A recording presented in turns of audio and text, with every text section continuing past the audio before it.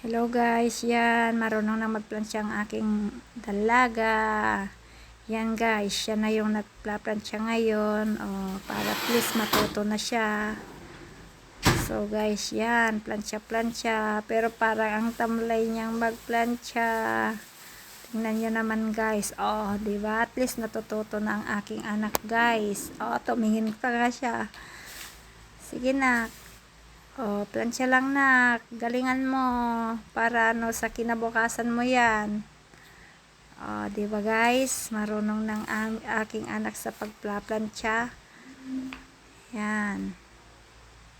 Para pag kunwari nag-college na siya, yan, di na siya magproblema, marunong nang magplansya ang aking dalaga. Yan guys, di ba? Tingin pa anak, sige. Diba guys? Yan.